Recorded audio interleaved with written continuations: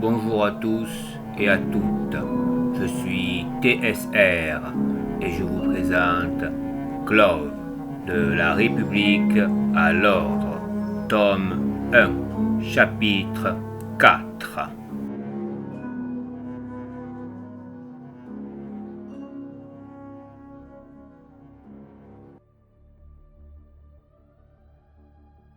Dans un couloir sombre, une lumière blanche vient chasser l'obscurité. Tarwin apparaît dans le cœur lumineux, puis la noirceur reprend le dessus sur l'environnement qui s'était blanchi. Le jeune Clove ne se sentait toujours pas à l'aise dans sa nouvelle tenue.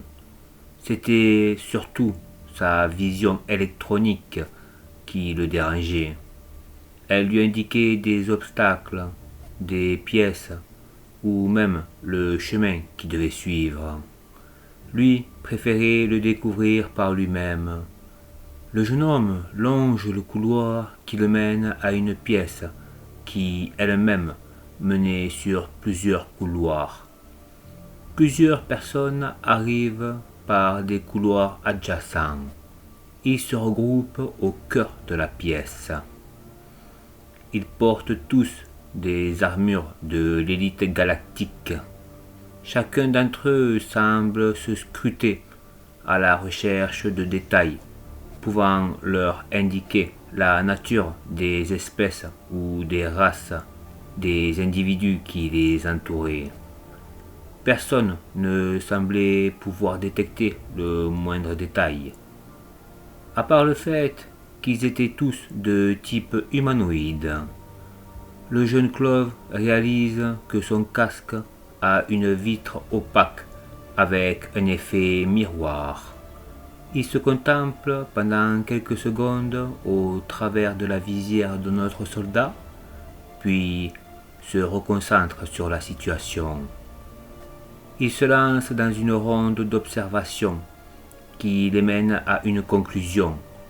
Pour en savoir plus sur chacun d'entre eux, ils n'ont pas d'autre choix. Ils doivent discuter. « Comment vous vous appelez ?»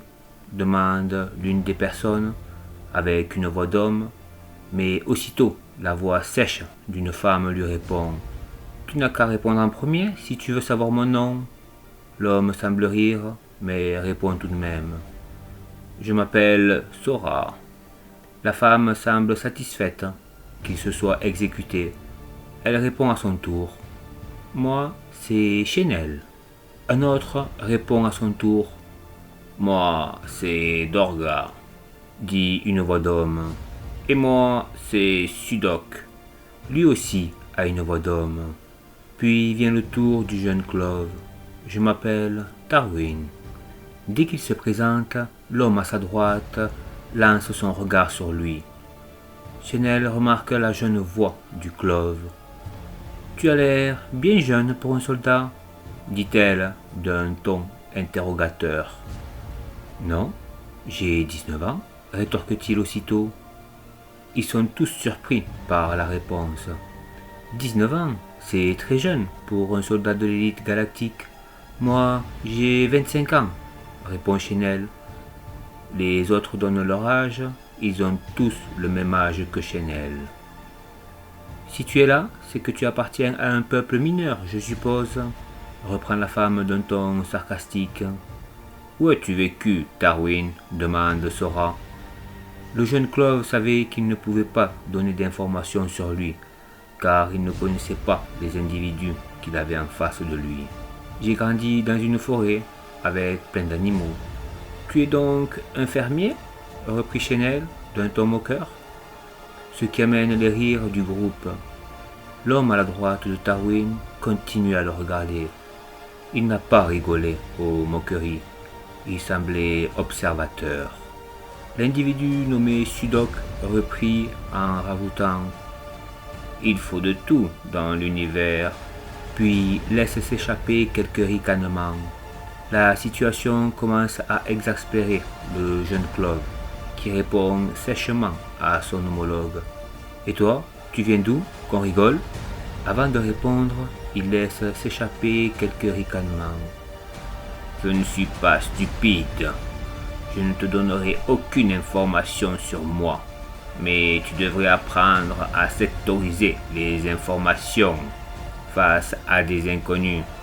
Maintenant, nous savons qu'on a une race mineure dans l'équipe. D'ailleurs, il y en a d'autres dans l'équipe, demande-t-il d'un ton hautain, ce qui installe un froid dans le groupe. La tension commence à s'installer. L'écran du casque de Tarwin commence à lui indiquer que plusieurs personnes concentrent leur énergie, ce qui fait aussitôt réagir le jeune Clove. Lui aussi concentre son énergie. Ils sont tous prêts à attaquer. La question est, qui lancera la première pierre? Une porte s'ouvre, un homme en sort. Il porte une armure de l'élite galactique, mais il n'a pas de casque. C'est un humanoïde, sa peau a une couleur des plus intrigantes, car elle brille comme un diamant. Il ne semble pas avoir de vraie couleur de peau, juste des reflets. Ses cheveux de couleur vert diamanté sont si fins et semblent se déplacer par leur propre volonté. Je me présente, je suis Didrion. Je suis votre commandant, dit-il en laissant apparaître un sourire de circonstance. Bien, vous avez fait connaissance, relance-t-il, mais il n'obtient aucune réponse. Il se place au centre du cercle qu'ils ont formé. Si vous êtes tous encore en vie et que vous ne vous êtes pas encore entretués, ça commence déjà bien, dit-il d'un ton amusé. Il n'obtient toujours pas de réponse, même pas de rire. Bien, avant de commencer l'entraînement, vous allez enlever vos casques pour faire plus ample connaissance. Les 5 soldats se lancent des regards avant de les enlever. Ils se retrouvent face à face.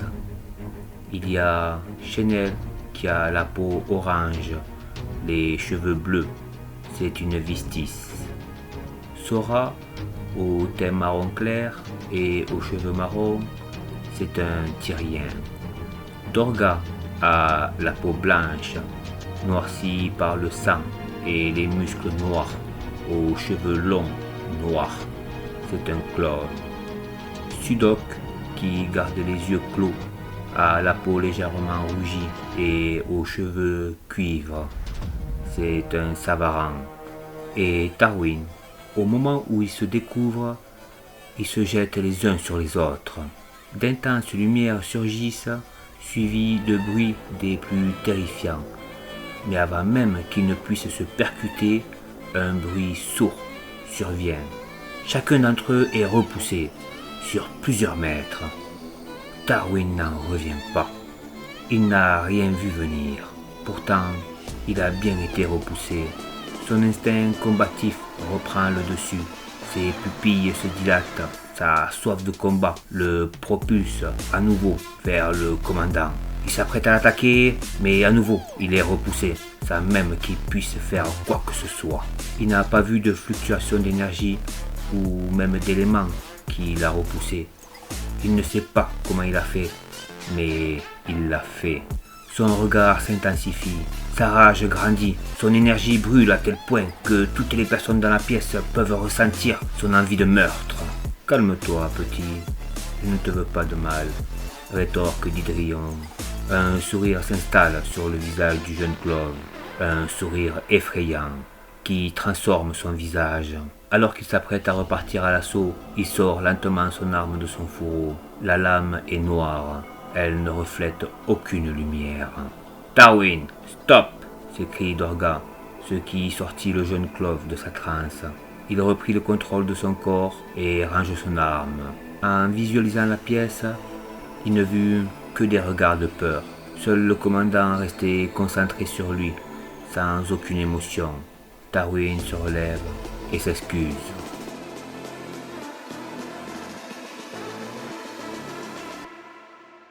C'était TSR. Je vous remercie d'avoir suivi cet épisode. Je vous dis à la semaine prochaine.